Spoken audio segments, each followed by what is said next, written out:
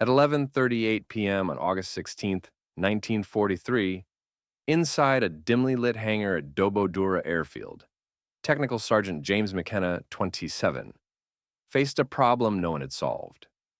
American pilots were dying in aircraft that couldn't turn fast enough to survive. What he did next, alone, off the record, and against regulations, would quietly change the air war in the Pacific. The heat hung thick over Dobodura Airfield, like a damp wool blanket, the kind that clung to your skin and made every breath feel heavier than the last. The sun had not yet crested fully over the jungle canopy, but already the air buzzed with the tension of another day. Mosquitoes swarmed, trucks rumbled, and mechanics barked at one another over the din of revving engines and the clatter of tools. Everything smelled like aviation fuel, hot metal, and burnt rubber. The war was in the air before a single plane took off. James McKenna crouched beneath the left wing of a P-38 Lightning, wiping grease from his fingers onto the leg of his coveralls. His eyes weren't on the cables or the landing gear anymore. They were fixed on a figure walking slowly across the tarmac, silhouetted against the orange tint of morning. Lieutenant Robert Hayes, tall and wiry in his flight suit, carried his helmet in one hand, his parachute pack in the other. He looked like a kid playing soldier. But McKenna had seen enough death to know that those were the ones who died quickest. Hayes was 23, 6 missions, 0 kills. His aircraft looked immaculate on paper, and McKenna made sure it stayed that way. Engine tuned, ammo belts loaded, fuel topped. The systems were by the book perfect. And still, McKenna had that same twist in his gut he got every time a young pilot like Hayes climbed into the cockpit. Most of them didn't come back. Or if they did, they came back changed, hollow-eyed, twitchy, or quiet in a way that said they'd seen something up there no one on the ground would ever understand. Hayes gave a short nod as he passed, not stopping, not smiling. His boots scuffed over gravel and metal shavings as he made his way to the flight briefing hut. McKenna stood and watched him go, fingers still curled around the rag in his hand, stained with oil and sweat. It was the same feeling he'd had 3 weeks earlier watching David Chen walk out. Chen had been the first. He wasn't the last. The rumors had spread like fuel fire. 18 zeros inbound this morning. Some intel guy said they'd be waiting over the Gulf, maybe higher up, maybe lower. Either way, it didn't matter.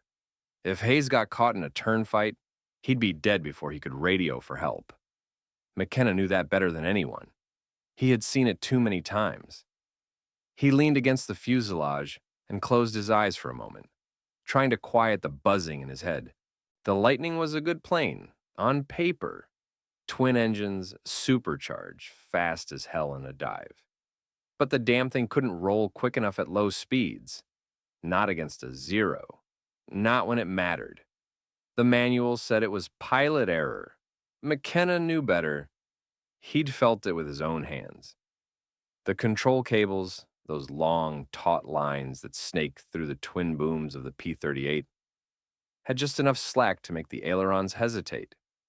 Not much. Maybe 3/8 of an inch. But in a dogfight, 3/8 of an inch might as well be a mile.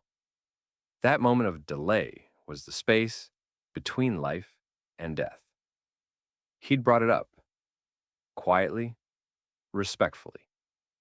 2 months ago, in front of the engineering officer. The man had nodded, looked over the tension specs, and shrugged.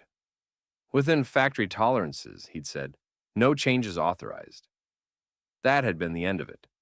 No one wanted to tangle with Lockheed from 7,000 miles away. But McKenna had never stopped thinking about it. Not after Chen. Not after Morrison. Not after Parker's final radio scream cut into the morning silence. He'd heard too many pilots complain about mushy controls. Too many say the same phrase in different ways. It just didn't move when I needed it to. That was the whisper of the machine trying to tell them something was wrong. McKenna had learned to listen. He glanced back toward the hangars. The night shift was wrapping up, day shift starting to swarm the flight line. Someone yelled about a stuck fuel cap. Another cursed over a jammed turret feed. Business as usual. The machine of war grinding forward. And then he saw Hayes again. The lieutenant was walking back toward him. Briefing completed, boots crunching over the same gravel. This time, he stopped. Not with a salute, not with an order. Just a quiet question, spoken with eyes that had already seen too many empty bunks. "Sergeant," Hayes said, voice low, "is there anything at all you can do to help this bird roll faster?" McKenna didn't answer right away. He studied the kid's face. Not just fear, not just fatigue. There was something deeper there. A kind of resignation that chilled McKenna more than any battle report ever could. "I don't care if it's regulation," Hayes added, almost whispering now. "I just want a chance." McKenna wiped his hands again. The rag was already soaked through. He looked at the aircraft, then back at Hayes. "Come back just before dawn," McKenna said. "I'll see what I can do." Hayes nodded once, no thank you, no emotion. He turned and walked away again, the same pace, the same silence. But this time McKenna felt something shift. It was a quiet promise between two men who knew the rules, and also knew that sometimes the rules had to be broken. The hangar was nearly silent by the time McKenna returned that night. The generators outside hummed low and steady, casting a faint vibration through the corrugated metal walls. Most of the men were asleep in the tents beyond the airstrip, their snores blending with the night chorus of frogs and distant engines. Inside, only the sound of tools clinking faintly against the concrete echoed beneath the hard, white light of a single bulb. McKenna rolled up his sleeves. His coveralls were already streaked with oil and sweat, but he didn't care. The P-38 waited in the half-light like a sleeping animal, silver skin gleaming faintly in the humidity. The air smelled of fuel and dust and rain. He reached into his tool bag and pulled out the 6-inch length of piano wire he'd taken from a wrecked Lightning a week earlier. He'd kept it for reasons he couldn't quite explain at the time. Now, he knew. He sat on the floor with a pair of pliers and began to work the metal. The wire was tough. Spring steel meant to hold tension under vibration. He bent it slowly, forcing it into a crude Z shape. The pliers slipped once and the sharp edge sliced across his thumb. Blood welled up, dark in the dim light. He sucked in a breath, wiped the cut on his pant leg, and kept going. The pliers squeaked. The wire resisted. The world outside seemed to fall away until there was only the sound of his breathing and the soft, metallic click of bending steel. After 8 minutes, he had what he needed. A tiny Z-shaped tensioner, simple as a paperclip and potentially worth a dozen lives. He climbed up onto the left wing, unscrewed the access panel at the root, and peered into the narrow channel inside the boom. The cable lay there, running taut between pulleys, gleaming faintly with oil. McKenna reached in, fingers brushing the line. He could feel it move, slack. Just enough. That was the killer right there. That 3/8 of an inch that separated living from dying. He took a deep breath, loosened the fitting, and slipped the new piece into place. It was awkward work. There wasn't enough room for both hands, and the flashlight kept sliding off the wing, sending the beam bouncing across the hangar. Sweat dripped into his eyes, and his shoulder cramped from the angle. Somewhere behind him, a lizard scuttled along the concrete. He froze, heart hammering, certain someone had walked in, but it was nothing. Only the jungle whispering outside. He kept working. The Z-wire slid into position, snug between the turnbuckle and pulley. He reattached the clevis pin, his fingers shaking slightly. Then, he pulled on the cable and felt it respond. No hesitation, no lag. Perfect. He plucked it once, listening to the tone. A sharp, tight twang. That was the sound he'd been waiting for. The sound of life. He reattached the access panel, wiped the blood and grease from his hands, and stood back. The lightning looked the same as it always had, silent, impassive. No one would notice the difference. But he knew. The machine would know. McKenna put away his tools, locked the box, and shut off the light. Outside, the airfield was wrapped in darkness. The only light came from the faint orange glow of the guard post and the stars beyond the cloud line. He walked slowly toward his quarters, each step heavy. He knew exactly what he had just done. If the engineering officer found out, if Hayes crashed, if that wire snapped, McKenna would face a court-martial. Maybe worse. They could strip his stripes, his pay, his honor. But if it worked, if that tiny sliver of steel did what he thought it would, then maybe, just maybe, a man would come back alive tomorrow. He lay on his cot, staring at the canvas ceiling. The night pressed in around him, sticky and loud with insects. He could not sleep. Every few minutes, his mind replayed the image of the cable, the way it had moved, the sound it had made. He imagined the plane climbing into the morning sky, the controls tight, immediate. He imagined Hayes's hands on the stick, the sudden shock of realizing the lightning was finally answering him. At some point, the darkness softened into gray. Dawn seeped across the horizon, and the engines began to cough awake one by one. McKenna swung his legs off the cot and stood, the ache in his back reminding him of what he'd done. He walked to the flight line as the first rays of sunlight cut through the mist. Hayes was already there, helmet under one arm, face calm but pale. He gave McKenna a quick nod, the kind of nod soldiers gave when words were unnecessary. McKenna didn't nod back. He simply watched as Hayes climbed into the cockpit, strapped in, and signaled for startup. The twin Allisons roared to life, their deep rumble vibrating through the ground. McKenna felt it in his chest, that familiar rhythm. He stepped back, shielding his eyes from the prop wash as the lightning began to taxi down the strip. The rising sun turned the plane's aluminum skin to gold. As the P-38 lifted from the runway, climbing into the pale morning sky, McKenna stood motionless beside the hangar. His hands were still stained with grease and dried blood. He whispered to himself, barely audible beneath the fading thunder of engines. God, let it hold. The aircraft grew smaller, a glint of silver swallowed by clouds. Then it was gone, leaving only the low hum of the jungle and the heavy silence of waiting. The smell of hot oil and fuel lingered in McKenna's nose long after the morning flight had disappeared over the horizon. It stayed with him through breakfast, through the tool inventory, through the monotony of checking another Lightning's gear assembly for the third time that week. The scent was always the same, burned into his clothes, his skin, even the inside of his lungs. But today it was different. Today it reminded him of David Chen. Chen had been the first, not the first pilot McKenna ever met, or even the first he'd worked with, but the first to die after McKenna had come to believe in him, the first that made it personal. It was mid-July. The air was just as thick, the jungle just as loud. Chen was new in theater, 3 weeks out of Sacramento, bright-eyed, careful, and friendly, in a way that most men weren't by the time they made it to New Guinea. He wasn't loud, didn't drink much, didn't chase women or brag about his gunnery scores.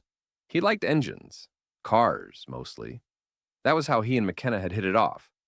They'd spent long evenings in the maintenance bay, comparing notes on carburetors and drive shafts, arguing about torque and compression ratios like they were still in a California garage instead of a war zone. It had felt almost normal, like they were just two mechanics talking shop under a fluorescent bulb instead of under threat of air raids. One morning, Chen's P-38 came back with 3 bullet holes in the left boom and a rattled pilot behind the stick. McKenna remembered the way Chen climbed down, sweating and pale, but still managing a shaky grin. Got a little too close that time, he said. They stood under the wing as Chen described how the Zero had slipped inside his turn, how he'd tried to roll out and dive away like the manual said. But the Lightning had felt slow, sluggish, like there was a delay between thought and action. McKenna ran his hands over the bullet holes. Clean entry, tight grouping. Whoever had been on Chen's 6 knew what he was doing. I pulled hard, Chen had said, still shaking. I did everything they told us to. But the plane just lagged. McKenna didn't say much, just nodded and kept his eyes on the aluminum skin of the boom, already thinking about the cable system, the pulleys, the slack. But he didn't tell Chen any of that. What good would it have done? 3 days later, Chen flew a replacement aircraft on a mission over Rabaul. He didn't come back. There was no wreckage, no body, just radio silence and a growing pile of personal effects stacked beside his cot. A sealed envelope addressed to Maggie Chen, Sacramento, CA, sat on top. McKenna stared at it for a long time before walking away. That was the first time he felt it. Not just grief, but something sharper. The sense that something mechanical, something subtle, had betrayed the man. That the aircraft hadn't just failed to protect him, it had trapped him. At the time, McKenna still believed someone would listen. He cleaned up Chen's plane when it returned from repairs, checked the control cables, felt the slack again. He brought it up to the engineering officer with quiet respect, choosing his words carefully. I think there's just enough play in the aileron cable to cause hesitation during a turn. The officer barely looked up from his clipboard. Factory specs allow for that range. It's not outside tolerance. McKenna stared at him, jaw tight. But it could make a difference in maneuverability, especially in a turning fight. The officer raised an eyebrow. The P-38 isn't supposed to turn with zeros. That's what doctrine says. If the pilots are doing it, that's their mistake. And that was the end of that. No discussion.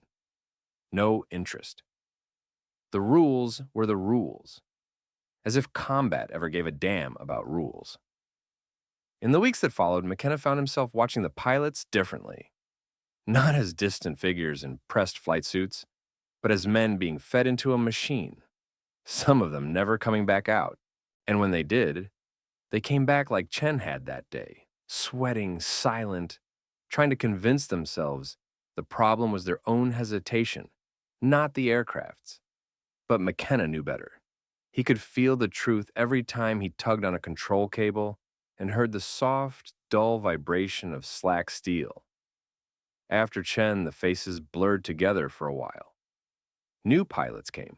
Old ones vanished. Bunks were stripped and refilled. The war didn't stop to mourn anyone. But McKenna remembered each of them in small, stubborn fragments. The way they talked, the way they walked, the way they trusted him without question when he signed off on the maintenance log. Then came Captain William Morrison. Morrison wasn't like the others. He was older, a combat veteran, 11 kills to his name, and the kind of pilot everyone wanted to fly with. He carried himself with the calm confidence of a man who'd already stared death in the eye and gotten bored of the conversation. McKenna respected him immediately. Morrison knew his machine like a mechanic did. He could tell when something was off by the sound of an engine note or the feel of a stick's vibration. He'd often stop by the hangar after missions, lean against the wing, and light a cigarette while McKenna worked. They'd talk about small things, Los Angeles traffic, women they used to know. How strange it was that war had made them both so good at fixing and breaking things at the same time. On August 3rd, Morrison went up with his flight to intercept a group of Zeros over Oro Bay. McKenna had prepped his Lightning himself that morning, double-checked every fitting, every control line. Everything was perfect. It had to be. Morrison always noticed the smallest mistake. The squadron listened to the radio chatter as the battle unfolded. Crackling bursts of static, clipped commands, the ragged breathing of men fighting for seconds. Morrison's voice came through twice, calm and clear, until suddenly it wasn't. Controls feel mushy, he said. Can't roll out. The rest dissolved into static. When the survivors came back, Morrison wasn't among them. His wingman landed pale and shaking, saying it looked like Morrison had been fighting the controls, like the airplane had hesitated. They found what was left of the wreck 2 days later in the jungle. McKenna's friend Rodriguez helped recover it. They tore through the remains, checking every inch, engines, cables, hydraulics. Everything was within spec. Everything was fine. Except Morrison was dead. Rodriguez wouldn't let it go. "You tell me that's pilot error?" he'd said, eyes red. "You tell me Bill Morrison forgot how to fly?" McKenna didn't answer. He just kept thinking about that slack cable, about the fraction of a second that could turn a roll into a coffin. After that came Lieutenant Thomas Parker. Parker was 21, Boston accent, thick enough to cut steel, Hayes's closest friend. They were always together, always competing. Who could shoot straighter, climb faster, land smoother? McKenna liked them both, though he could tell Parker was the wilder one, always smiling, always pretending he wasn't scared. That pretense cracked the morning of August 14th. The squadron scrambled before dawn, 24 lightnings lifting into a sky streaked with pink and smoke. By noon, only 17 came back. Parker wasn't one of them. Hayes landed with bullet holes in his boom and eyes that looked like glass. He didn't say anything for a long time. When he finally spoke, his voice was barely there. "I heard him on the radio," Hayes said. "He said the plane wasn't turning fast enough. He said it wasn't responding. Then, nothing." McKenna worked in silence that night, tightening bolts that didn't need tightening, wiping tools that were already clean. Around midnight, he sat on his bunk and pulled a scrap of paper from his pocket. The letter he'd started for his sister, Sarah, back home in Long Beach. He hadn't sent one in weeks. He wasn't sure what to say anymore. "Dear Sarah, you asked once what it's like here. I don't know how to tell you without making you afraid. It's hot all the time. The air smells like metal and death and sometimes coconut oil when the wind's right. The men here are good. Most are kids, really. They remind me of Dad's apprentices back at the shop, full of confidence until the first time something breaks in their hands. I fix airplanes, but sometimes I think I'm fixing coffins. They come in every morning with their smiles and lucky charms, and I make sure their engines hum and their guns feed right. I tighten the cables, check the pressures, sign the log, and watch them taxi out. Some come back, some don't. They tell us it's pilot error when they don't, but I don't think that's true. I think something small is wrong. So small nobody wants to see it. I can feel it in the cables when I pull them, like a pulse out of rhythm. If I could just change it, even a little, maybe one of them would live. But rules are rules, even when they kill. Anyway, tell Mom I'm fine. Tell her I still like working with engines. It's the people part that's hard. Love, Jimmy." He never mailed it. He folded it once, tucked it into the small metal box under his cot, and closed the lid. Outside, the engines rumbled faintly in the distance as another flight returned. Someone shouted for medics. Someone else wept quietly behind the barracks. McKenna lay awake until morning, the letter still open in his mind. By the time the sun came up, he had stopped thinking about what he wasn't allowed to do and started thinking about what he had to do. McKenna didn't believe in ghosts, not the kind that rattled chains or whispered through jungle fog. But he did believe that machines remembered things, that they held echoes of the men who'd flown them, died in them. The memory didn't come in voices or shadows. It came in sound and tone. That belief started the day he first plucked a control cable like a guitar string. He was kneeling beside a P-38's left boom, doing a routine inspection. The access panel was off, flashlight propped against the wheel well, hands deep inside the frame. The cable for the aileron ran cleanly through the pulley, polished by motion, taut under tension. Except it didn't feel right. It wasn't visibly loose, but when he tugged on it, There was just enough give to make him hesitate. Without thinking, he gave the line a flick, just a light touch, like testing a D string on his old acoustic back home in Long Beach. The sound it made was wrong. It was subtle, but unmistakable.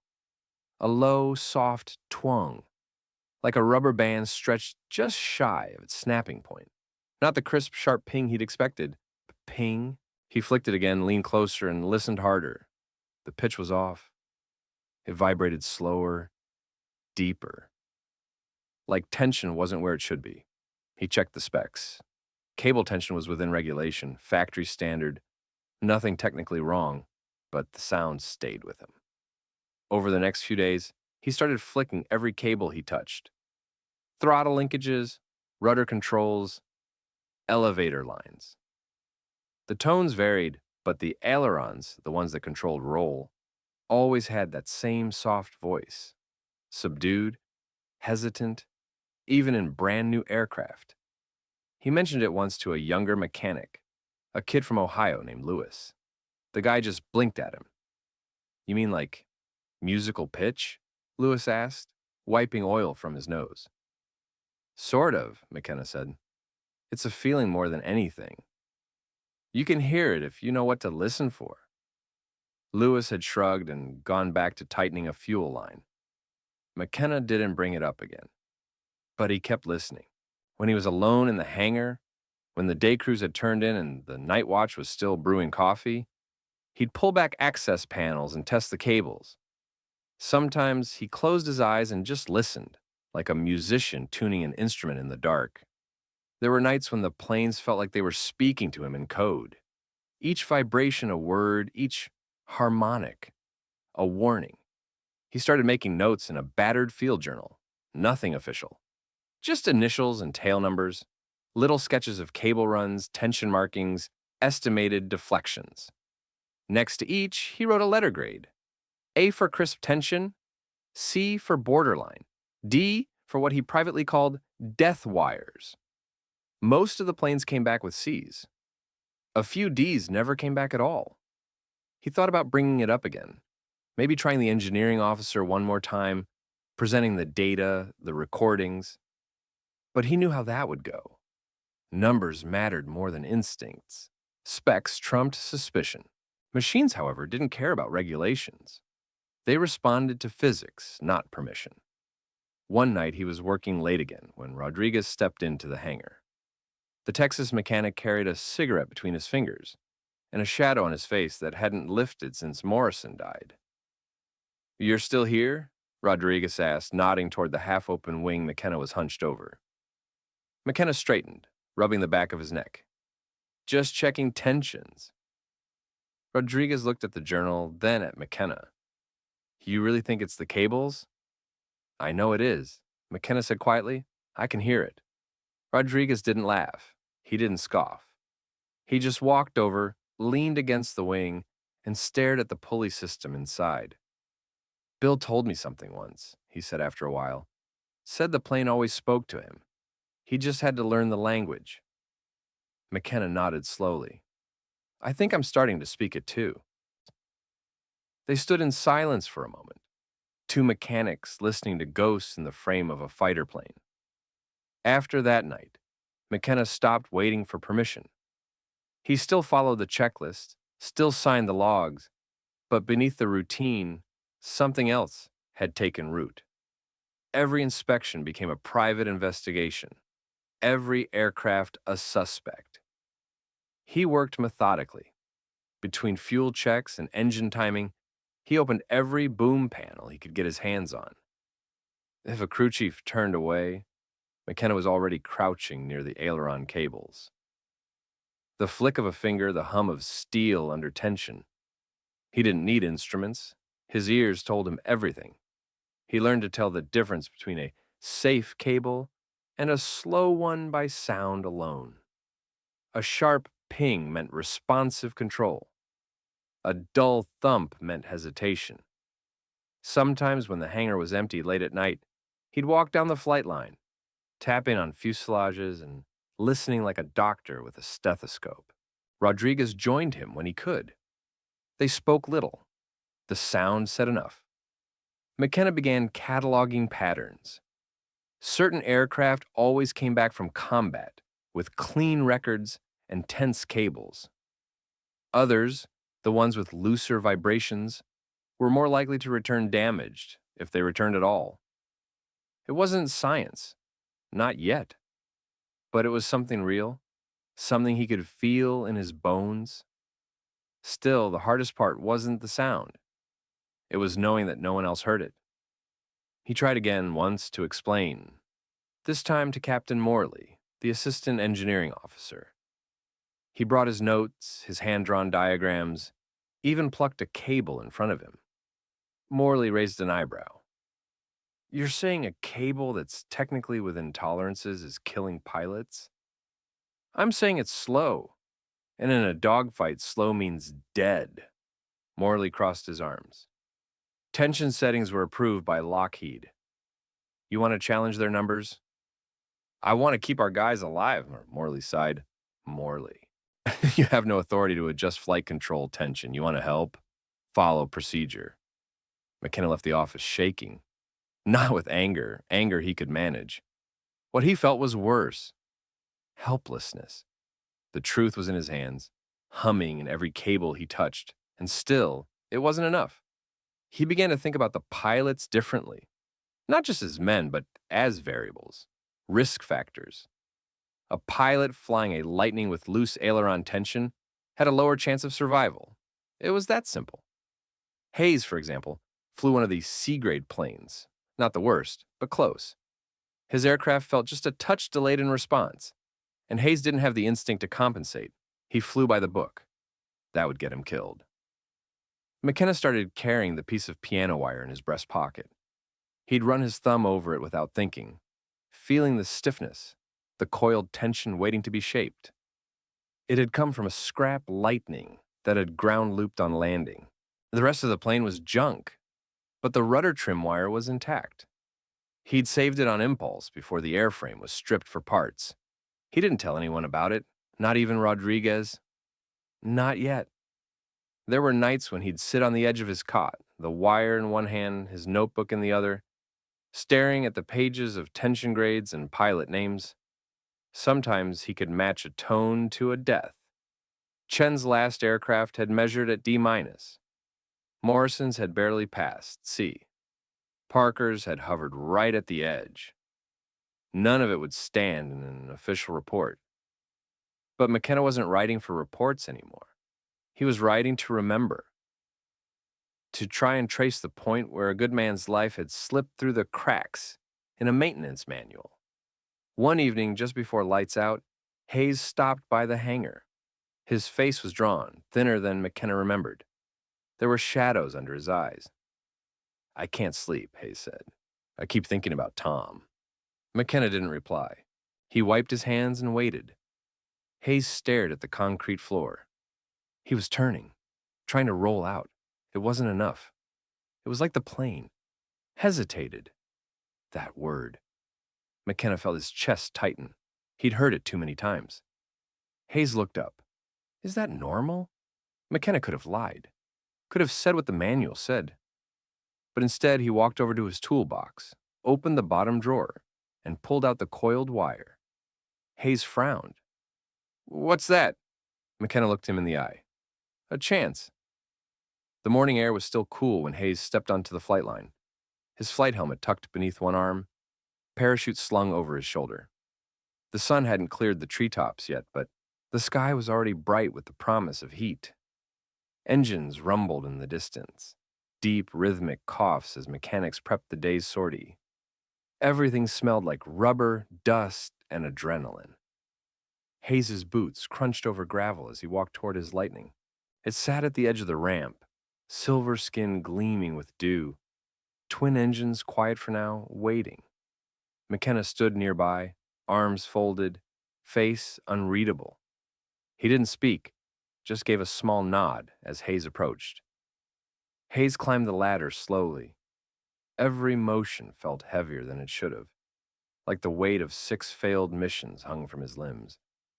He slid into the cockpit, strapped in, and pulled the canopy shut with a metallic thud.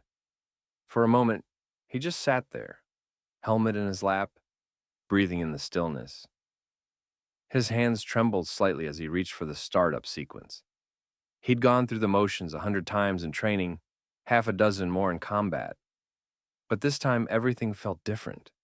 Not just because of the mission, not even because of the tension in the air. It was the wire. He hadn't seen McKenna install it, hadn't asked how it worked. He just knew it was there. A 6-inch sliver of steel, hidden somewhere deep in the boom. Something that wasn't supposed to be there. Something illegal. And maybe, just maybe, something that could save his life. He flicked the starter. The left engine coughed once, twice, then roared to life. The right followed a moment later, the entire airframe vibrating with barely contained power. The propellers blurred into motion, kicking up dust and grit. Hayes pulled his straps tighter, eyes scanning the instrument panel, waiting for the ground crew's signal. When it came, he released the brakes. The lightning began to roll. The briefing had been simple. 9 Zeros reported over the Huon Gulf, flying loose patrol at 13,000 feet. Hayes' element, 4 P-38s, would intercept. They'd approach from altitude, diving with the sun at their backs. Standard hit and run. No prolonged dogfighting, no heroics. He'd heard that before.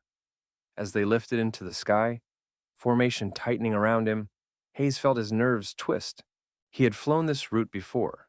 He had climbed into the same kind of clear blue morning and watched friends disappear into smoke and silence. Today, though, he felt something else underneath the fear. The plane felt sharp, alive. Even in the climb, it responded with a kind of eagerness he hadn't felt before. When he banked to form up on Mitchell's wing, the lightning rolled with a crispness that startled him. No delay, no sluggish wobble. Just clean motion, precise and immediate. He didn't trust it, not yet, but he noticed. By the time they reached intercept altitude, the Zeros were in sight, dark specks against the shimmer of ocean and sky. Mitchell's voice crackled over the radio. 2 flights of 4. Spread left. We roll in on my mark. Hayes' mouth went dry. He tightened his grip on the stick. Mark! The formation tipped forward. 8 lightnings dropped like arrows, sun flashing off their wings. Hayes focused on the rearmost Zero, a straggler just slightly out of position. He kept his throttle wide open, the engines howling, speed building past 360, then 380 miles per hour. The Zero grew larger in his sights. He adjusted his aim slightly, lined up the shot, and pressed the trigger. The lightning shook as 550 caliber machine guns and the central 20mm cannon spat fire. Tracers arced through the sky, tearing into empty space as the Zero suddenly snapped into a right-hand roll and dove. Hayes followed. He didn't think, just pulled the stick hard left and down, expecting the usual hesitation, the beat of delay between command and response. But this time, there was none. The aircraft moved like it had read his mind. The roll was instant, the nose snapping through the horizon in half the time he'd expected. The wings answered without protest. The stick felt lighter, like the weight of the whole airframe had shifted. He caught the Zero again in the glass, fired. The second burst was shorter, more controlled. Tracers walked from tail to canopy, and in an instant, the Zero erupted. A wing folded. The fuselage spiraled in flames toward the jungle below. Hayes didn't speak, didn't shout. He just pulled up, breath shallow, eyes scanning for the next threat. His hands were still on the controls, and the plane was still listening.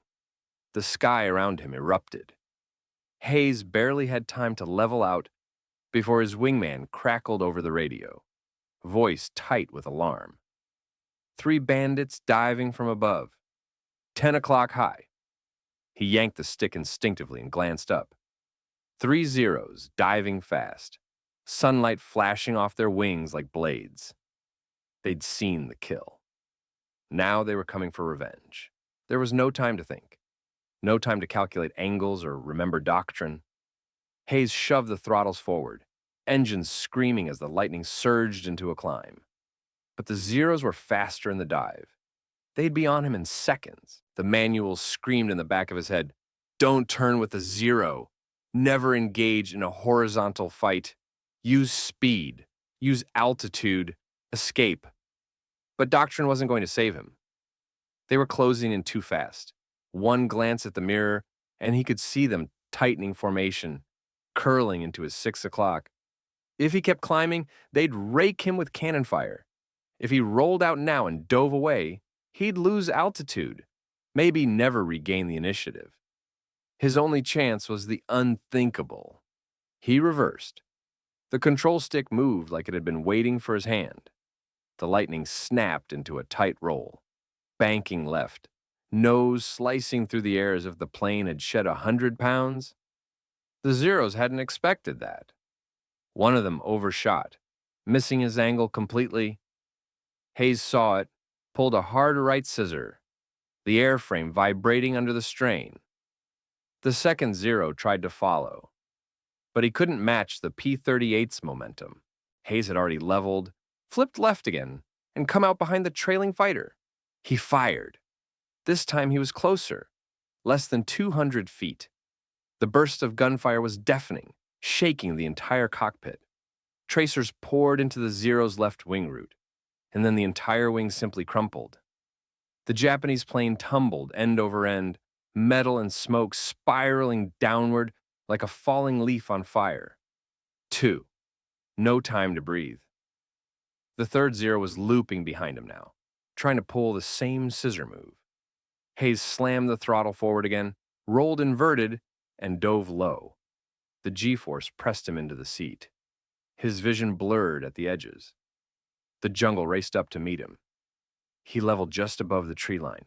The Zero tried to follow. But Hayes had altitude now, and speed, and something else, control. He pitched up sharply, felt the Lightning surge in response, and pulled into a tight climbing spiral.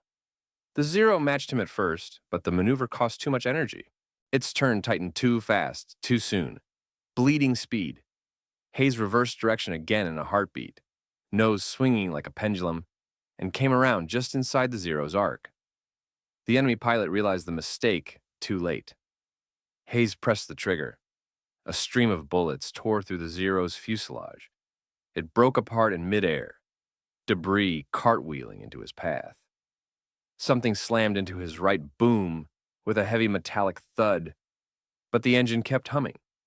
He ducked instinctively, teeth clenched, the Lightning jolting from the impact. Then, the sky was empty again. His wingman's voice came over the radio, awe in every syllable. "Jesus, Hayes! That was insane." Hayes didn't respond. His throat was dry, his breath shallow. Sweat ran down his neck in streams, soaking the collar of his flight suit. His hands were shaking on the controls. But the plane, the plane, was flying like nothing he'd ever known. It moved with him. It was him. 3 kills in under 7 minutes. He checked his fuel. Low. Ammo nearly spent. His wingman had already pulled up beside him, the rest of the flight scattered in pursuit or regrouping. He keyed the radio. Reforming. Returning to base. They climbed out of the battle zone and headed south, toward the waiting strip at Dobodura. The silence in his headset was deafening now. No chatter, no panic. Just the distant rumble of engines and the rush of wind past the canopy. When he landed at 0903, the runway shimmered with heat. Ground crews waved him in, hands guiding the aircraft into its bay. The moment the Lightning stopped, Hayes cut the engines. The silence was jarring, almost painful. He unstrapped slowly. His fingers trembled against the buckles. When he climbed down, his legs nearly gave out. The adrenaline was already crashing out of his system. His hands still shook as he pulled off his helmet and looked around. McKenna was there, waiting by the hangar, arms crossed, eyes unreadable. Hayes didn't say anything at first. He just walked over, slow and steady, like a man in a dream. When he reached McKenna, he held up 3 fingers. Then he lowered them and spoke 2 words. It worked. McKenna said nothing. He just gave a slow nod. Not a smile. Not a salute. Just quiet confirmation between 2 men who had decided together to defy the odds. And won. From 15,000 feet, Captain Frank Mitchell watched the fight unfold below like a silent ballet of death. The sun was high and sharp above the clouds, but down there, just over the glinting curve of the Huon Gulf, something strange was happening. Mitchell had seen plenty of dogfights in his time. He knew how Zeros moved. Fast, fluid, always one step ahead in a turn. He knew how Lightnings moved, too.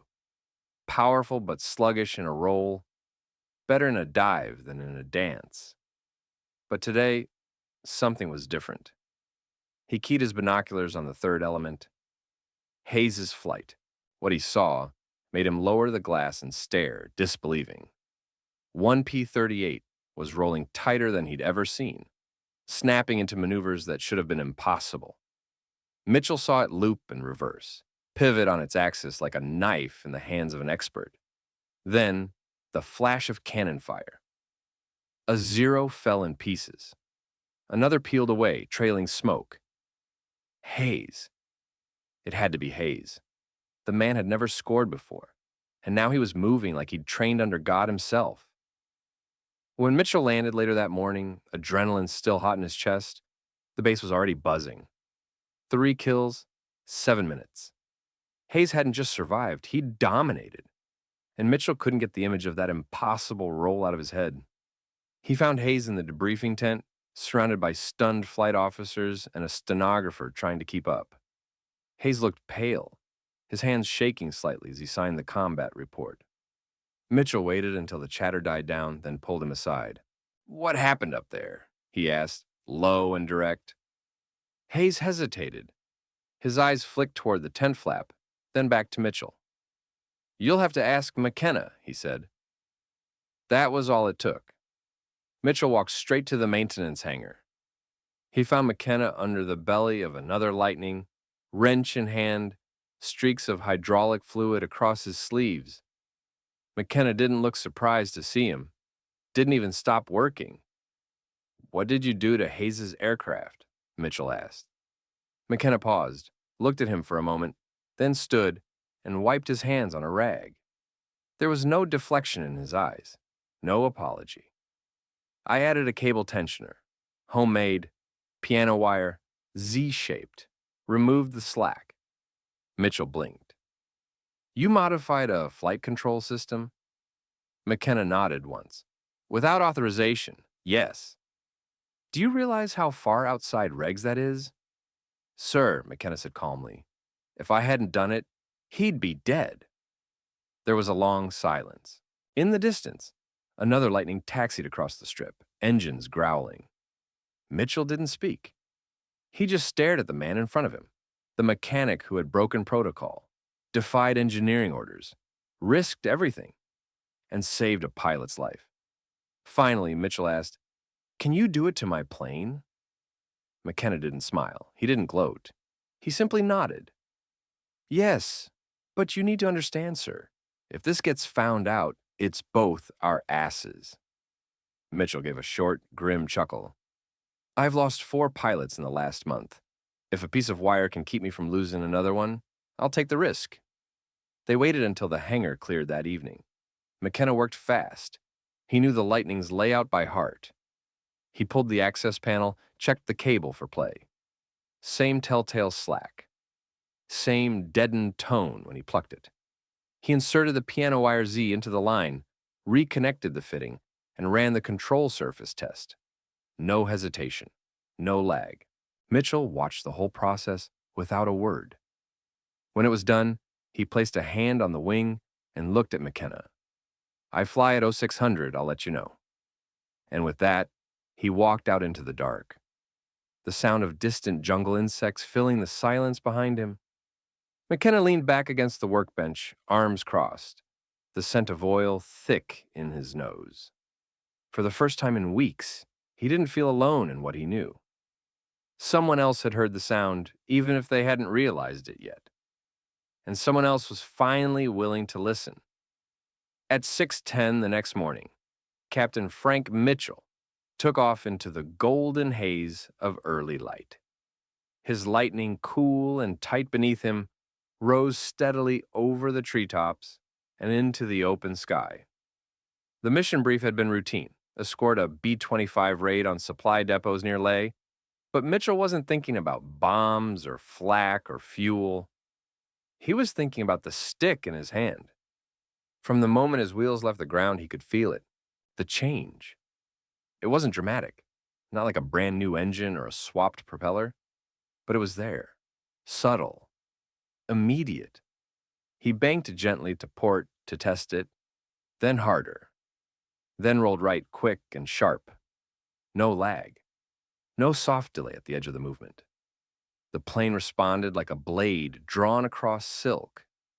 His gut clenched, part disbelief, part awe, and part anger, because he realized now how long they'd been flying with a flaw nobody wanted to fix.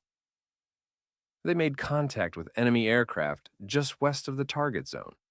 6 Zeros approaching from high left, probing the escort line. The bombers were still 5 minutes out. The timing was tight. Mitchell didn't wait. He called his flight to engage and rolled in fast, picking up speed as he dove. One of the Zeros tried to meet him head-on, guns flashing. Mitchell juked low, then rolled left so fast he nearly overshot the turn. His lightning twisted under him like a living thing. And then he was behind the Zero, too close, too fast. He tapped the trigger. A 2-second burst tore through the Japanese fighter, smoke belching from the engine as it spiraled down into the jungle. Mitchell didn't break formation, just rolled out, climbed, and went for the next. It was over in 4 minutes. 3 kills for his flight, none lost. Mitchell landed at Dobodura just past 08:30, still riding the pulse of the fight. When he climbed down from the cockpit, McKenna was already waiting, wiping his hands on a rag. Mitchell gave him a long, unreadable look. Then, "You ever think about becoming an engineer?" McKenna snorted. "Not unless I get paid more." Mitchell smiled. "It works, just like you said. Plane feels like a different animal. Better than anything I've flown." The mechanic nodded but said nothing. Mitchell leaned closer, lowering his voice. "You show this to anyone else yet?" "I showed Rodriguez," McKenna replied. "That's it." Mitchell paused, thought about it. Then he said, "Keep it that way. For now." But it was already too late. Word spreads fast in war zones, not through official channels, but through rumor and whisper, through nods over mess hall tables and coded glances during briefings. Pilots began noticing that Mitchell was flying sharper, turning harder. Hayes had 3 kills and was smiling again. Their aircraft moved different, and everyone saw it. They started asking. First, quietly. Then, insistently. Rodriguez, who had once dismissed the idea as too risky, now stayed late after hours, cutting bits of salvaged wire, showing other mechanics how to bend them into tight Z's with pliers and strong hands. They worked in back corners of hangars, under cover of engine repairs and oil changes. They taught each other by feel, how to pluck the cable and hear the tone change, how to gauge the tension just right. Some called it the McKenna fix. Others didn't call it anything at all. Within a week, 7 aircraft in Mitchell's squadron had the modification. By the end of August, it was 21. Hayes flew again on August 22nd. 2 more kills. He landed grinning, sweat-drenched, breathless, and laughing in a way nobody had heard before. Other pilots took notice. "What's different?" someone asked him.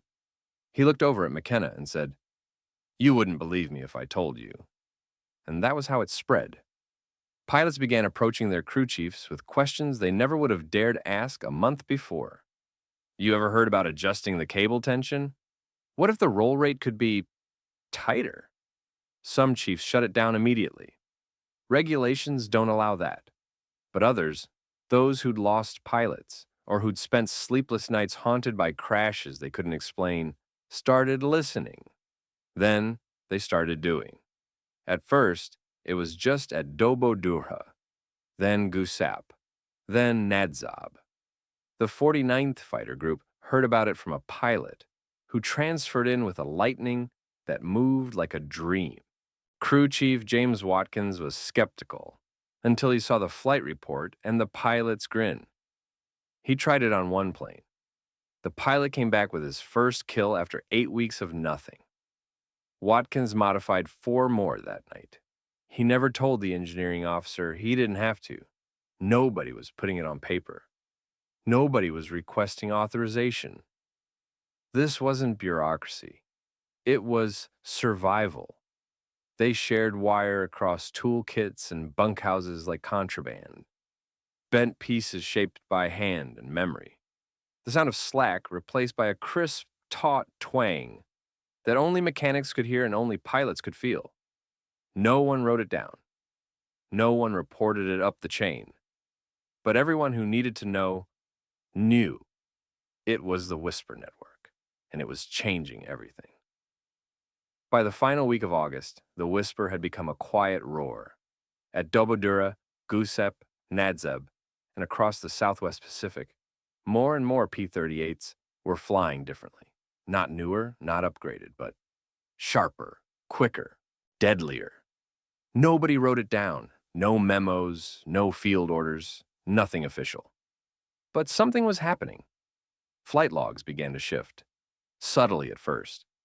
In squadrons where the piano wire modification had taken root, kill counts rose. Losses declined. Pilots were coming back from missions grinning instead of grimacing. Planes returned with enemy blood on their wings, not bullet holes in their tails. In the 475th Fighter Group, the shift was unmistakable. Before the modification began spreading, the unit had lost 11 aircraft in July. In August, the number dropped to 4. Mitchell noticed it immediately.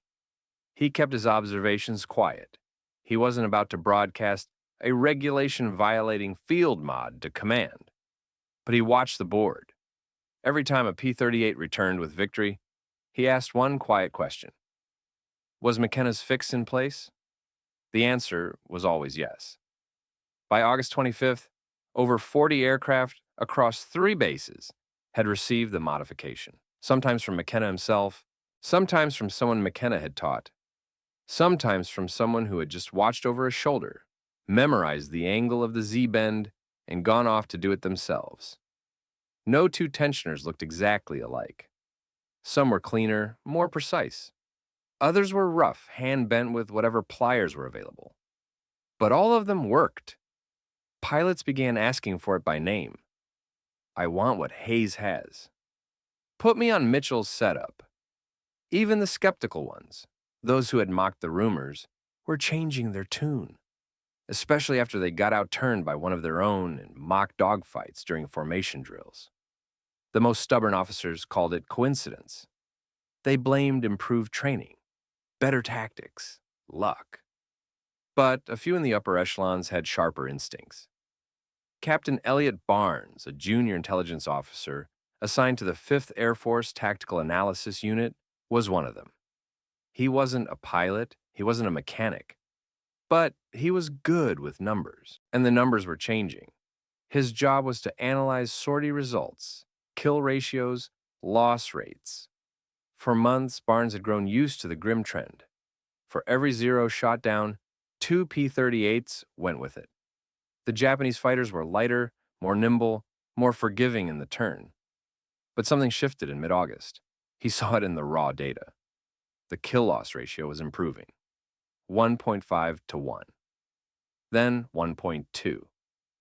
By August 28th, it was nearing parity. In some squadrons, most notably the 475th and 49th, it even went positive. He didn't understand it. The aircraft hadn't changed. Lockheed hadn't sent any new designs. There were no new orders from command. No dramatic change in engagement doctrine.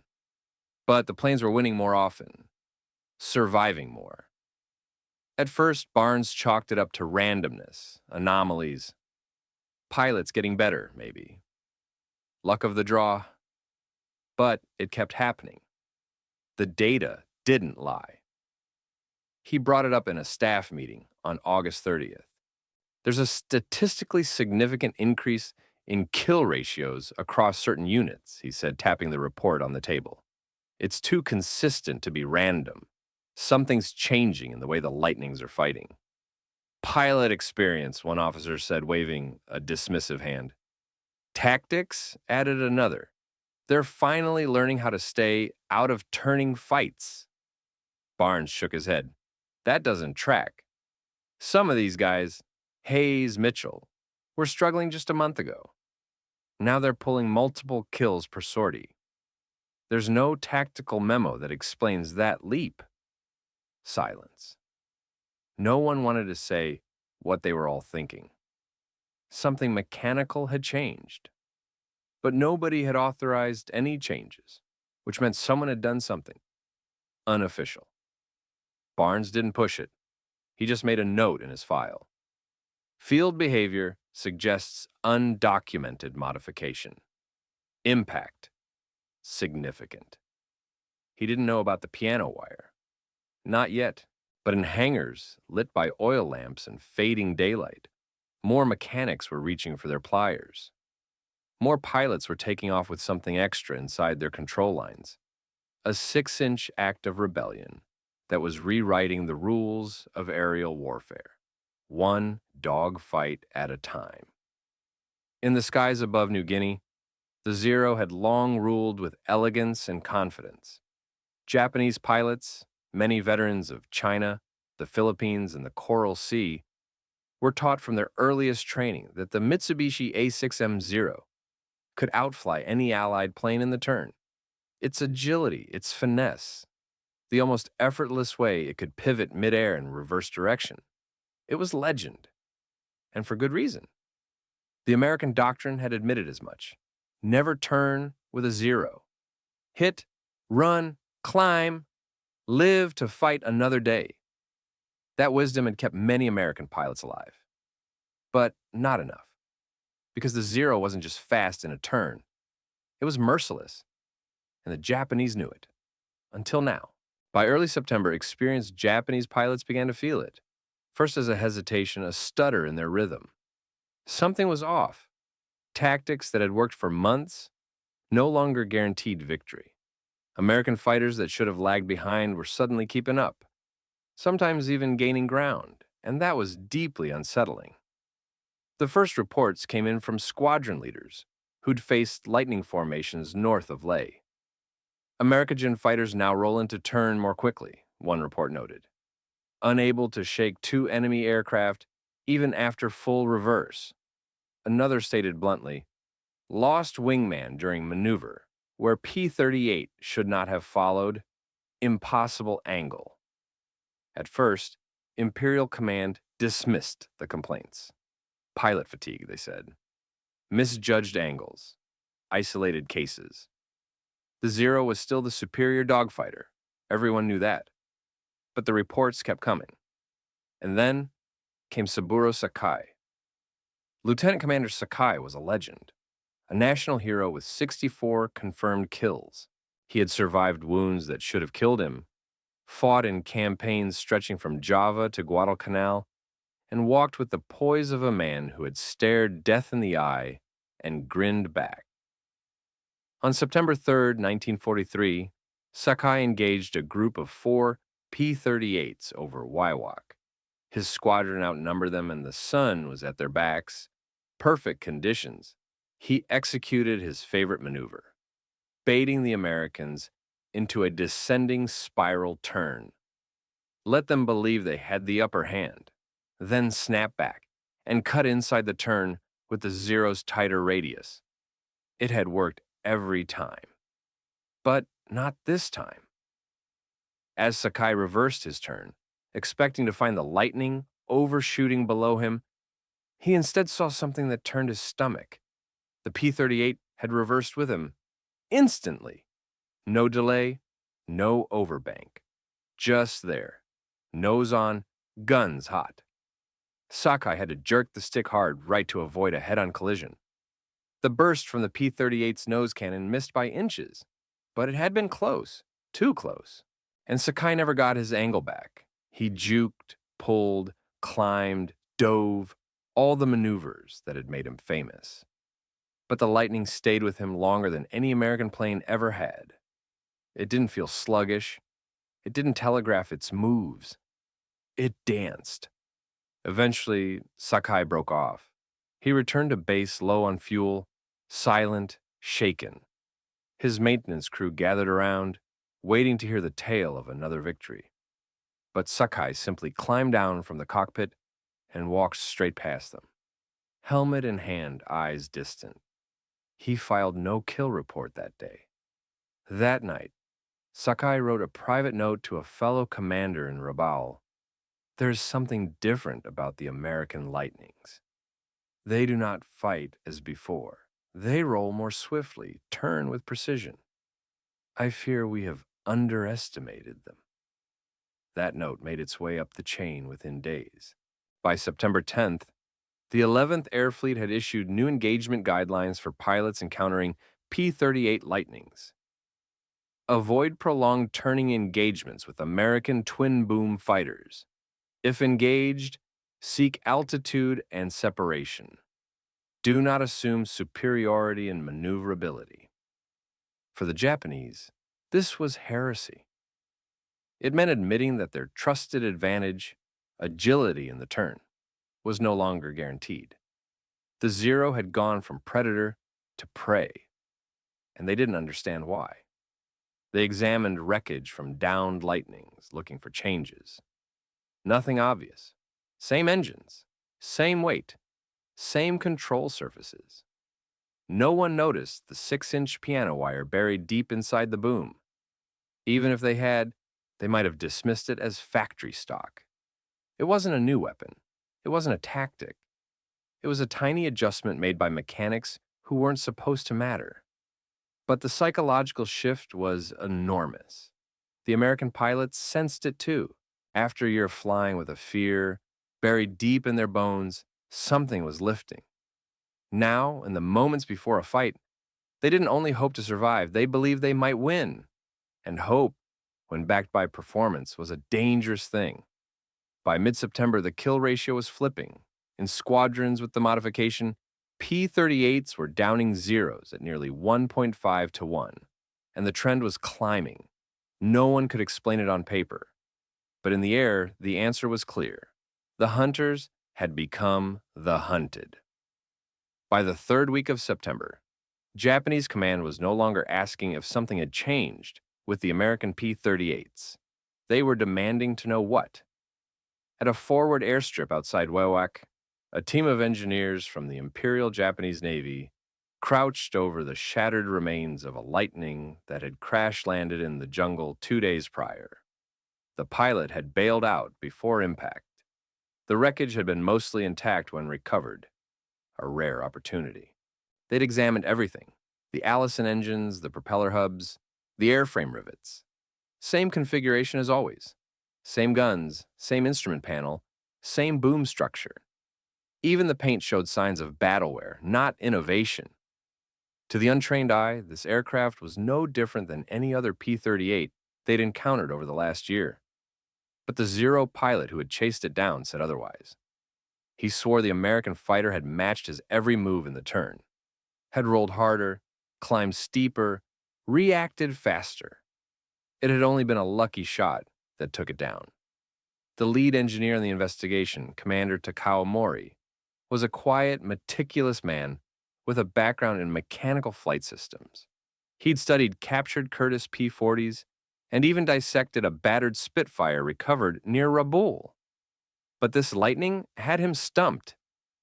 It must be something inside the control system, Maury muttered, running his fingers along the frame of the left boom. Nothing else explains it.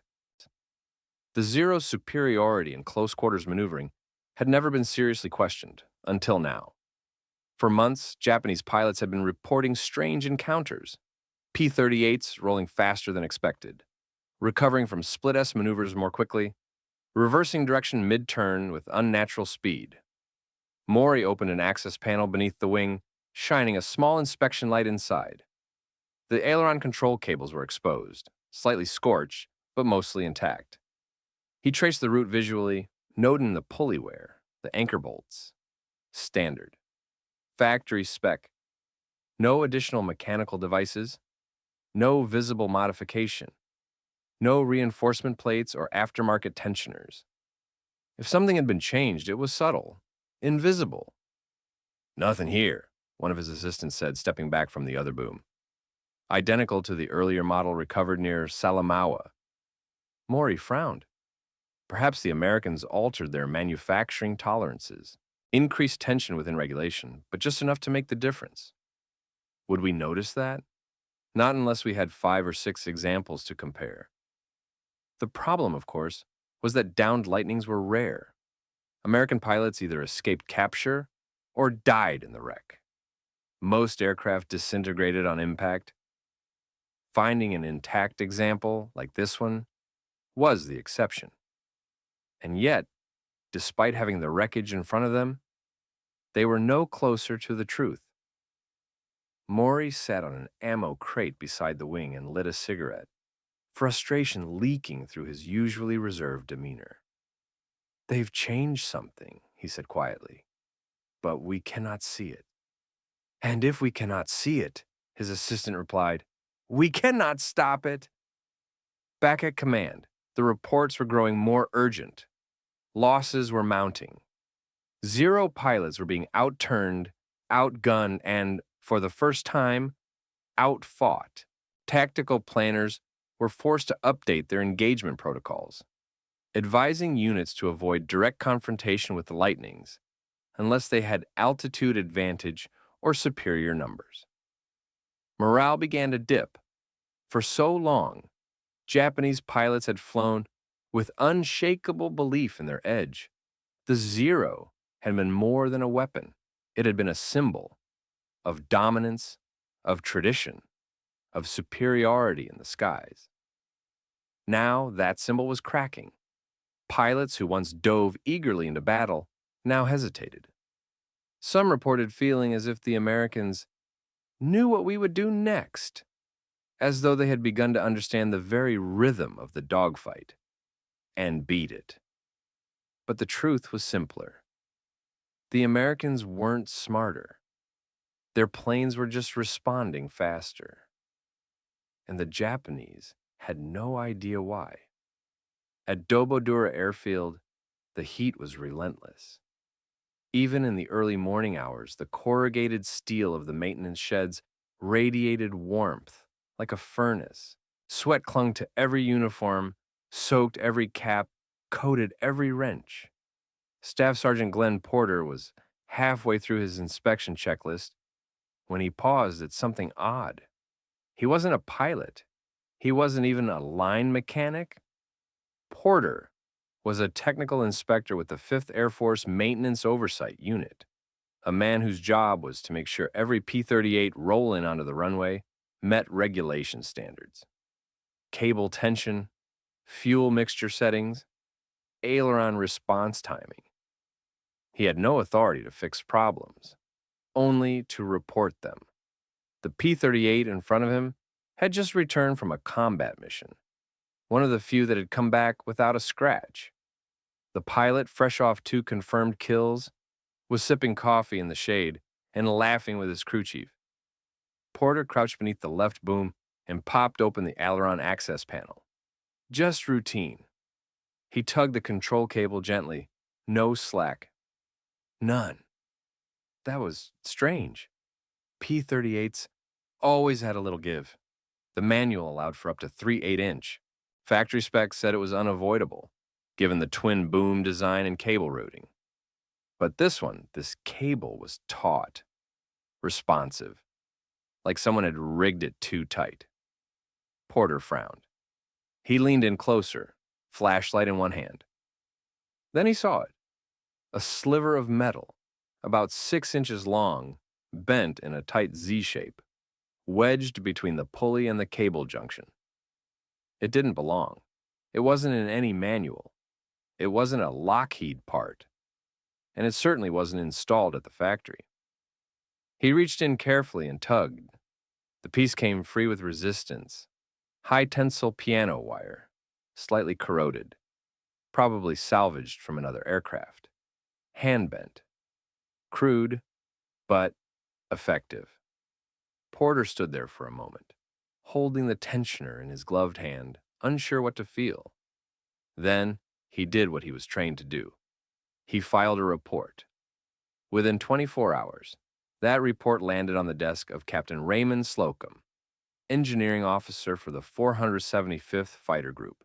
Slocum was a stickler, decorated, brilliant, and utterly devoted to technical protocol. The report included the wire, bagged and tagged, with a simple summary. Unauthorized modification discovered in aileron control cable. Suspected impact on cable tension and aircraft responsiveness. Further investigation recommended. Slocum stared at the wire in the plastic sleeve. His first reaction was fury. This was a violation of every maintenance regulation in the Army Air Forces. Unauthorized field modifications to flight control systems were strictly prohibited. This could have killed a pilot. It could have caused a control surface failure, a jam, a crash. And yet, the pilot who flew this plane had returned safely. More than that, he'd scored kills. He'd survived. Slocum walked down to the maintenance line and confronted the crew chief responsible for the aircraft. The man didn't deny it. He didn't name names either, just shrugged and said, "Heard about it from another unit. Said it helps." Slocum pulled a sample of maintenance logs from other P-38s, quietly asked a few trusted inspectors to recheck cable tensions. Found more anomalies. Not many. Just enough. By the end of the week, he had confirmed at least 11 aircraft had received similar modifications. All of them unofficial. All of them undocumented. All of them performing better than average. He called a meeting, officers, engineers, mechanics, 2 pilots. He laid the piano wire on the table. "This," he said, "is not Army Air Force regulation. It is not Lockheed approved. It is a violation of safety protocol and maintenance code. It should be grounds for disciplinary action." Silence. "But," he continued, "every aircraft we've identified with this modification has shown superior combat performance, better roll rates, faster control response, fewer losses, more kills."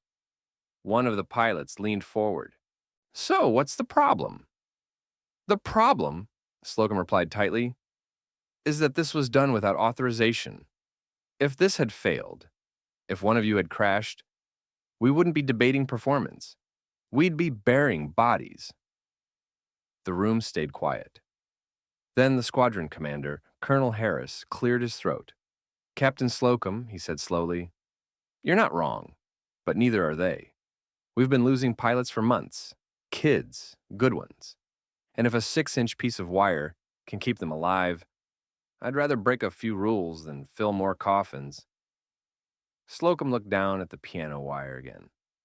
He was a man of principles, of standards. But even he couldn't argue with what the numbers were saying. Doctrine hadn't changed the kill ratio. Regulations hadn't turned the tide. This had. A piece of piano wire, bent by a mechanic, hidden inside a boom. An invisible weapon. The report made its way up the chain, like a message in a bottle tossed into a bureaucratic ocean.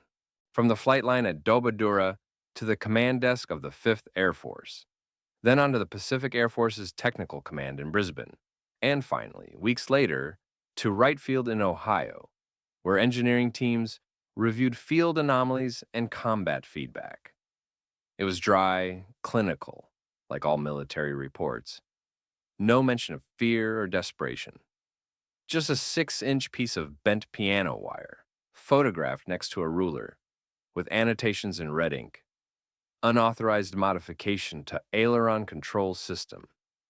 Field evidence suggests improved roll performance and increased responsiveness. Preliminary findings indicate favorable combat results. Recommend formal engineering evaluation. Attached, it was a statistical summary. Combat losses in modified P-38 units, down 23%. Kill ratios in modified squadrons, up 36%. Mechanical failures, 0. No one could ignore those numbers, not even the men who had built the plane in the first place. At Lockheed Aircraft Corporation's Burbank plant, the first engineer to read the report was Edward Ned Fairbanks, a senior control systems analyst. He'd helped design the original cable routing for the P-38 and had argued unsuccessfully for tighter tolerances in the production model. Reading the field report, he frowned. Then he read it again. He reached for a red telephone on his desk, the kind reserved for military contracts, and called his department head. I think someone in the jungle just fixed our design. Within 48 hours, Lockheed had dispatched a team of 5 engineers, 3 structural, 2 flight systems, to the Southwest Pacific. Their orders were vague on paper, but clear in intent. Investigate reported field modification to flight control system. Assess safety, combat effectiveness, and long-term viability. If viable, consider integration into future production. They arrived at Dobodura under strict orders not to disrupt operations. No press, no formal announcement. Just a quiet visit under the guise of routine engineering support. The lead engineer was William Connors, a 40-year-old veteran of Lockheed's fighter division. Known for being exacting, Connors had little patience for speculation, but even he was intrigued. "I want to see the damn wire," he said when he met with Captain Slocum. They showed it to him. Then they showed him a P-38 that had the modification installed. Connors lay on his back under the boom, flashlight in hand, inspecting the cable junction. His breath caught when he saw the Z-shaped insert. "Handmade," he muttered. He tugged the cable gently. No slack. He turned to Slocum. "Who did this?" Slocum hesitated. Unofficially, a tech sergeant named McKenna. But this spread across squadrons before we could trace all of it. Half the modified planes don't even log it. Connors said nothing for a moment. Then, "Do you have flight data?" They did. Not just pilot debriefs, but hand-drawn combat engagement diagrams, showing roll rates, time to target response, and maneuver recovery windows. Connors flipped through them in silence. The data painted a picture that was impossible to ignore. "You realize," he said finally, "this should have been in the design from the start." Slocum nodded. "Tell that to the dead pilots." Connors turned back to the aircraft and said nothing more. That afternoon, the Lockheed team requested test flights. They took up 2 P-38s, 1 stock, 1 modified, and ran them through a battery of high-G turns, rapid reversals, and barrel rolls. The difference was subtle on paper, but unmistakable in the cockpit. Faster roll initiation, cleaner reversals, better turn retention at mid-speed. It wasn't a miracle. It didn't make the P-38 turn like a 0, but it closed the gap just enough to shift the odds. And in air combat, a half second could mean the difference between lining up a shot or taking one.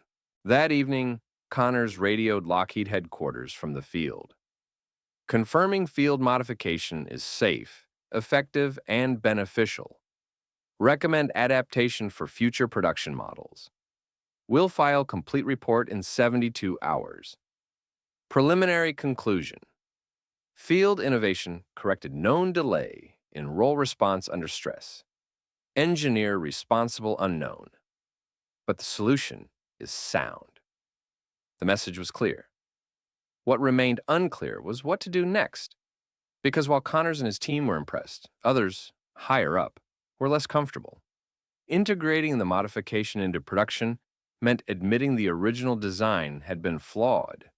It meant acknowledging that a frontline mechanic, an enlisted man without a degree or a title, had corrected an oversight that had slipped through multiple layers of Lockheed's engineering and testing protocols.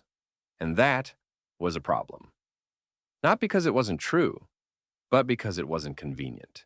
The official Lockheed evaluation report was 17 pages long, typed in single space, filled with diagrams, stress load calculations, and cable response metrics. Nowhere in those 17 pages was the name James McKenna mentioned. The engineering team's findings were clear. The modification observed in field units had eliminated cable slack within safe tolerances, significantly improved roll response at low and moderate speeds, and introduced no detectable increase in mechanical failure risk. Lockheed's final recommendation was as practical as it was clinical. Integrate inline aileron cable pretension mechanism into production model P-38J. Estimated implementation cost, negligible. Performance gain, measurable. Field approval, widespread, unofficial. Inside the Lockheed offices in Burbank, the conversation that followed the report was less technical. It was political. If we include this change, people will ask why it wasn't in the original design, said one executive, flipping through the report. They'll ask who found it, who authorized it, why it wasn't caught in testing. And if we don't include it, replied one of the flight test supervisors, more pilots die. That, ultimately, was the deciding factor. They would include the modification, but quietly. The next production batch of P-38Js would come off the line with a factory-installed inline cable tensioner, a polished, machined version of the crude Z-bend wire McKenna had built on a hangar floor in New Guinea. No public announcement, no press release, no credit assigned. Just an updated blueprint, silently fixing what the jungle had exposed. Connors, the Lockheed engineer who had led the field evaluation, didn't like the silence. He made one more attempt to have McKenna's name recorded in the internal project history at the very least. But the request was denied by the military liaison officer on site.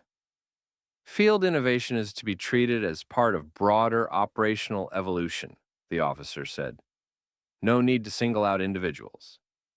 Connors didn't argue, but when he flew back to Burbank, he took with him a photo, snapped with a borrowed Army camera, of the actual wire removed from the first modified P-38. He framed it, kept it in his office, a reminder. Back in New Guinea, nothing changed on paper, but everything changed in practice. Word spread, quietly, through hangars and mess halls, through squadrons and maintenance tents. Pilots began to ask, in hushed tones, "Is mine wired?" And crew chiefs, those who knew what it meant, would nod or smile or say nothing at all. The modification that never existed officially had become standard. And James McKenna? He kept working.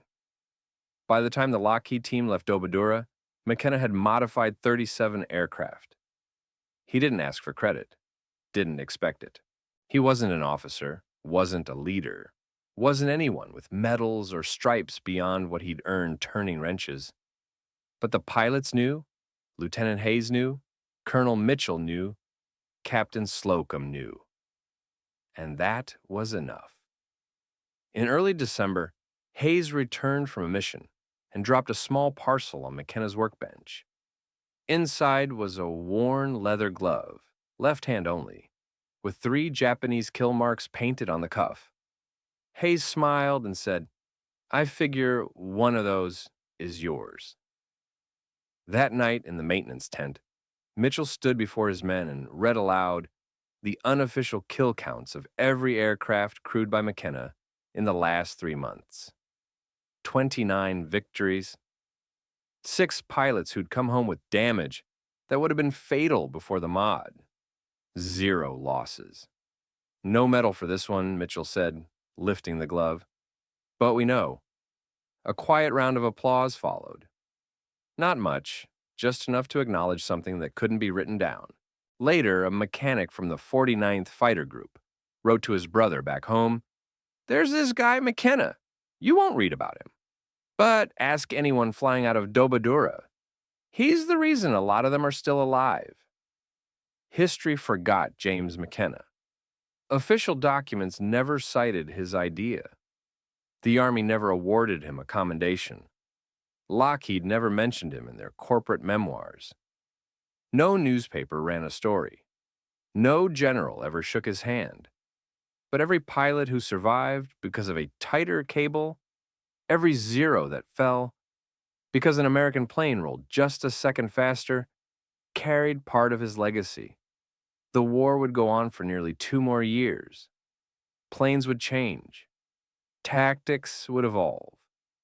But in the skies over the Pacific, one truth remained. Sometimes the smallest fix makes the biggest difference. And sometimes the heroes of a war are the ones who never fire a shot. The war ended in August of 1945.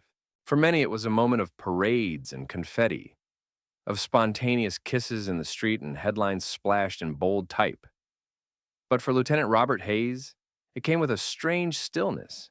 He was 25 years old, with 11 confirmed kills, 3 bullet scars, 2 in his plane, 1 in his shoulder, and a mind full of ghosts. He went home to Iowa in the fall.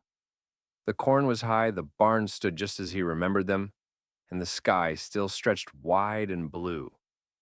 But something inside him had shifted. After flying above the Pacific in a machine of speed and violence, the slow, steady rhythm of the fields felt like another world entirely. He married his high school sweetheart, Claire, that winter. They had their first child the following year. He became a crop duster, flying low and precise over the farmland of his youth. The same hands that had gripped the stick in desperate dogfights now steered calmly over rows of soybeans. But every August 17th, without fail, Hayes took a walk, sometimes in the morning, sometimes near dusk, always alone. And every year after that walk, he made a phone call. The number never changed. A garage in Long Beach, California. The voice that answered was gruff, low, and always the same. "McKenna's Auto," it would say. "Jim," Hayes would reply. "It worked." There would be a pause, then the soft reply, "I'm glad." They rarely spoke for more than a minute. There was no need. Everything that mattered had been said years ago on a humid airstrip in New Guinea. Hayes never missed a year. Neither did McKenna. 1,000 miles away, Frank Mitchell's life had taken a different path. After the war, he stayed in the service, rising steadily through the ranks. He commanded squadrons in Korea, advised strategy in Europe, and eventually became a colonel stationed at the Pentagon. But no matter how many briefings he attended, how many speeches he gave, or how many medals he pinned on young pilots' uniforms, Mitchell never forgot Dobodura. He kept a photo on his desk, a black and white image of a P-38 Lightning, tail still streaked with jungle mud, and a mechanic leaning against its wing with grease-stained coveralls and a crooked smile. He made it a tradition. Every year, during the orientation of new maintenance officers, he would take a few minutes, just a few, to tell the story. Not the official version, not the sanitized, regulation-approved line. The real story. About a sergeant who saw something no one else saw, who made a decision no one else dared to make, who bent a piece of wire and with it bent the course of an air war. "Don't wait for permission to save lives," Mitchell would say. "Sometimes the right call comes from the hangar floor, not the command tent." Most officers nodded politely. Some rolled their eyes, but a few, the best ones, took it to heart. Mitchell didn't need everyone to believe. Just enough. And then there was McKenna. He returned to California in early 1946, mustered out with a service ribbon and a discharge paper that read, Aircraft Mechanic P-38 Maintenance Crew. No mention of combat impact. No record of the modification. He rented a small garage on a corner lot in Long Beach, hung up a hand-painted sign, McKenna's Auto, fixed engines, rebuilt transmissions, tuned carburetors, worked with the same quiet precision he had brought to war. He never married, never talked much about New Guinea. When neighbors asked what he did during the war, he'd just shrug and say, kept planes flying. He didn't mention the wire, didn't mention the pilots who came back because of it. But every August, like clockwork, he'd get a call. And for 60 seconds a year, the Pacific came back. In the summer of 1991, a military historian named Andrew Keller sat hunched over a stack of maintenance logs in a temperature-controlled archive room outside Dayton, Ohio.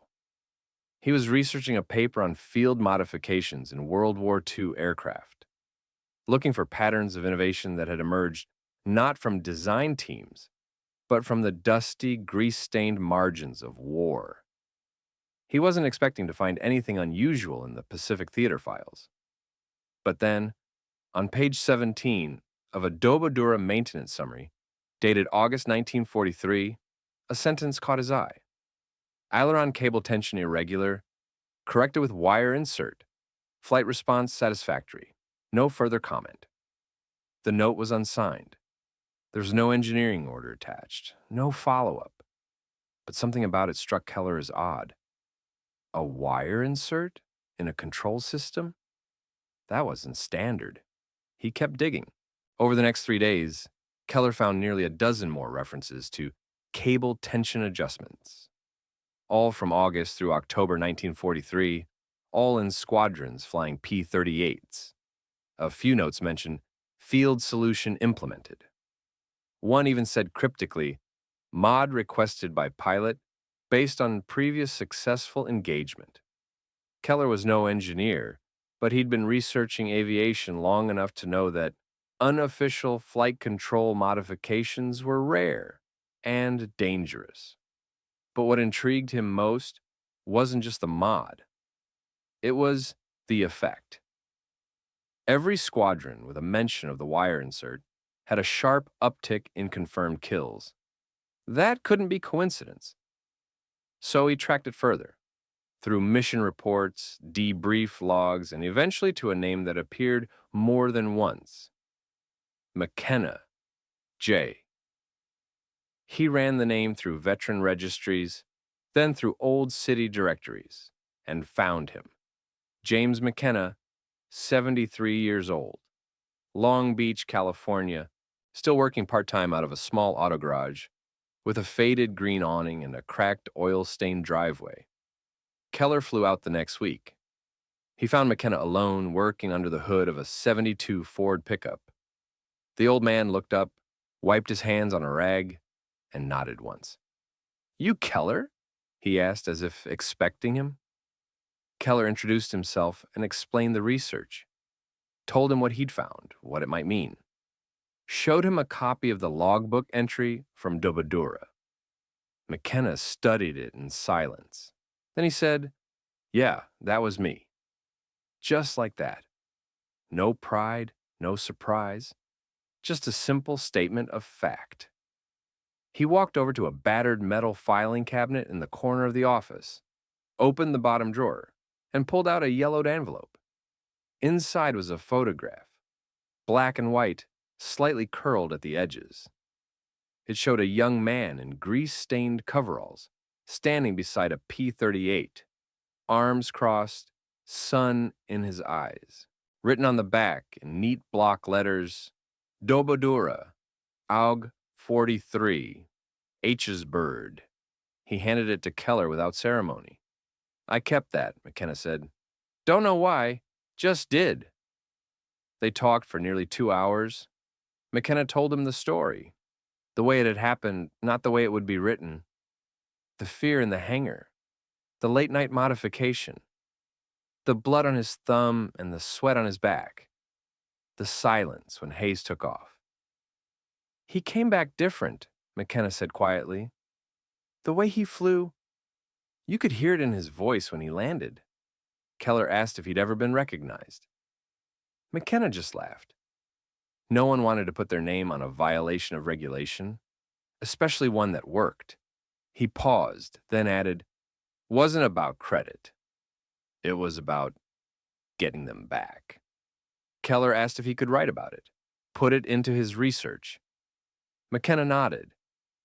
"Sure, if it helps someone remember. But don't make it a bigger deal than it was.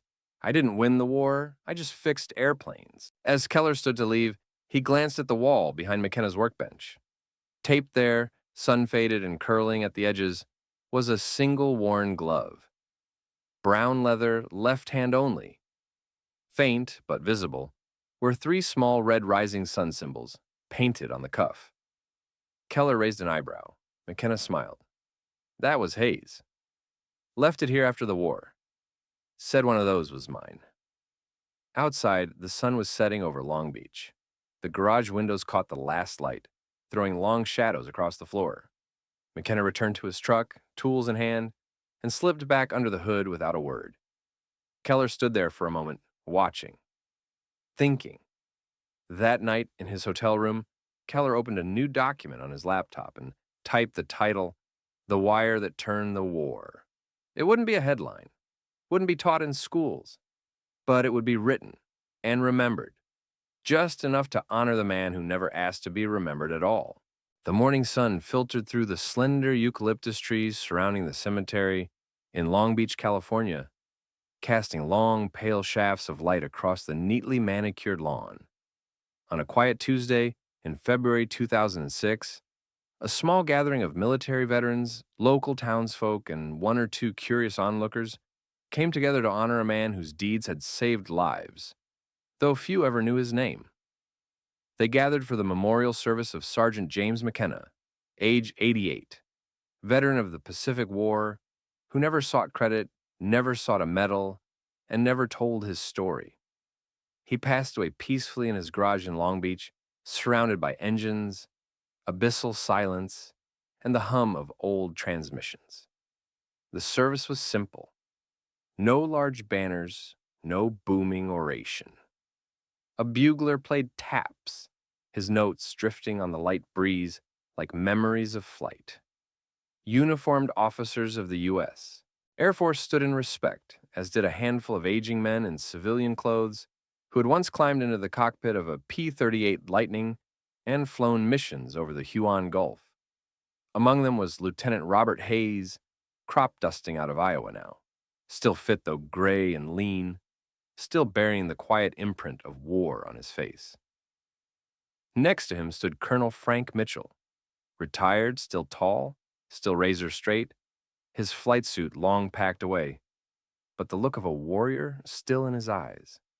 They and a few others had come not because the Air Force ordered them, but because a man had saved them, and they owed him more than they could say. Near the front of the gathering, a simple wooden podium stood beside a modest photograph enclosed in frosted glass. The picture showed a young McKenna in oil-stained coveralls, leaning against a P-38, his arms folded, a hard grin on his face, and the date on the back, scrawled in an old hand. Dobodura Aug 43, H's bird. On the ground before the photo lay a leather glove, the left hand only, with 3 tiny Japanese rising sun emblems painted on the cuff. It had been given to McKenna by Hayes years after the war. The glove was now worn and cracked, faded from sun and time, but offered silent tribute. As visitors milled by, a pair of veterans whispered, "That glove belonged to him. 3 kills, he said 1 was mine." "He never took credit," the other replied. "He just did his job." The officiating chaplain spoke in low tone. "We are here to remember a life of service, both seen and unseen." But the words felt inadequate. For James McKenna, unseen was the point. He served not from foreground, but from the bleak margin, between days, under a wing, in a hangar, where men trusted death more than they trusted machines. In his garage after the war, he would say simply, "I fix engines. I fix planes." He did not say he fixed lives. After the formalities, the attendees moved toward a small reception hosted next door at McKenna's old garage-turned memorial room. Inside, the faded green awning still read, "McKenna's Auto." The fluorescent lights still hummed overhead. A handful of old posters, automotive, aviation, lined the walls. But the most significant thing was a black and white photo hanging proud above the tool chest. The same image from Dobodura, the young mechanic in the P-38. At the corner of the room, a simple plaque had been installed by a Veterans Association. In memory of James McKenna, aircraft mechanic, P-38 maintenance, served to save lives. He had no air medal, no distinguished flying cross, no citation by name in any official record, no trace in the after-action reports other than whispers in the hangar. But the plaque was enough. Hayes approached the plaque and laid his hand on the frame. His voice, when he spoke, was soft but firm. "Every August 17th, he said, addressing the small crowd, I walk the airfield where I took off in 1943. I call this man. I say 2 words. It worked. He answers, 'I'm glad.'" He paused, his eyes glancing briefly at the glove. "That's been our ritual for 60 years. 2 words, that's all he's ever asked." Colonel Mitchell nodded. "When I bring new maintenance officers into the briefing room," he said, "I tell them about him. I tell them, don't wait for someone to sign a paper to let you save a life. Sometimes the wrench in your hand is the weapon. Sometimes the fix comes before the shot is fired." He glanced at the photo. "He changed how we roll. He changed how we fight. No medal, no fanfare, but lives changed." McKenna's daughter? There was none. No wife, no children. After the war, he threw himself into his small business. Cars, transmissions, rebuilds. His colleagues remembered him as quiet, precise, dedicated. He never bragged. He never spoke about the war except with those who needed the machines. One neighbor said years later, "He was a regular guy, the kind of guy who handed you the keys after he fixed your transmission and didn't want your thanks." The service that afternoon closed with silent nods, a few handshakes, and the veterans dispersing. But the crowd lingered as though the ghosts of the past had come to watch. In the months and years that followed, the story of the piano wire mod circulated quietly among historical circles. Then in 1991, a military historian discovered the logs and traced the mystery back to McKenna. A small article appeared, not in major newspapers, but in aviation journals and veteran newsletters. The wire that turned the war. The article celebrated innovation at the edge of the battlefield, a remembering of those who saved lives, not with bullets, but with ingenuity and courage. McKenna never asked for the article. His only comment when asked was, "I didn't design it. I just heard something in the bolt." The phrase would be repeated by historians. He heard the machine speak, and he answered. Many found meaning in that. Many found inspiration. In this now quiet corner of Long Beach, the garage still functions under a new owner, but the photo and the glove remain. Visitors sometimes stop by, take a picture, and ask, "Who was McKenna?" The young attendant replies, "Just a good mechanic who saved a lot of lives." Sometimes the question stops there. Sometimes it leads to conversation about duty, about war, about unsung heroes. One day, a teenage boy pointed at the photo and asked, "Did he fly the plane?" The attendant smiled, dried a grease-stained rag on his shoulder, and said, "No. He made sure the plane would fly when it needed to." The metaphors sometimes left them thoughtful. The war machines are gone. The P-38s are in museums or rusting in forgotten fields. The airfields are reclaimed by jungle or turned into new bases. The pilots have aged or passed on. But the legacy of that 6-inch piano wire tensioner lives on in unexpected ways.